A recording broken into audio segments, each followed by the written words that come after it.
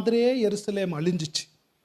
அவர் சொன்னார் இல்லையா, இப்படித்தான் அழியோன்னு சொன்னார். அழிஞ்சு யூதர்கள் சிதறடிக்கப்பட்டார்கள். புறஜாதியார்களுக்கு மத்தியில் பெரிய கலகங்கள் ஏற்படும். ஒரு ராஜ்யம் இன்னொரு ராஜ்யத்துக்கு விரோதமாக இருக்கும். போர் செய்திகளை கேட்பீங்க. 2000 வருஷமாக என்ன கேட்டுக்கிட்டு வரோம்? ரோம் போருங்க, ஐரோப்பா போருங்க, சர்ச்ச வரலாறுல பார்த்தோம், சிலுவை போருங்க. ஏன் கடந்த 3 வருஷம் என்ன, ரஷ்யாவும் யுக்ரைன் போருங்க, யூஎஸும் சைனாவும் வெறும் அடிச்சுக்கிற போருங்க மாத்திரம் இல்லை, வியாபார போருங்கெல்லாம் நடக்குது. டாரிஃப் வார்ஸு, சைபர் வார்ஸு, டிஜிட்டல் வார்ஸு. ஏன் இப்போ ஒரு மாதமாக நம்ம ஊரில் என்னத்தை பேசிக்கிட்டு இருக்கிறோம்? நம்ம பிரைம் மினிஸ்டர் நியூஸை எடுத்து பார்த்தீங்கன்னா என்ன, பாகிஸ்தான் இந்தியா போருங்க. இதெல்லாம் ஏன் நடக்குதுன்னு நினைக்கிறீங்க? அங்கே அவர் முத்திரையை உடைக்கிறதுனால இங்கே நடக்குது. கிறிஸ்துவுடைய மத்தியஸ்த ஆட்சியினுடைய வெளிப்பாடுங்க இதெல்லாம்.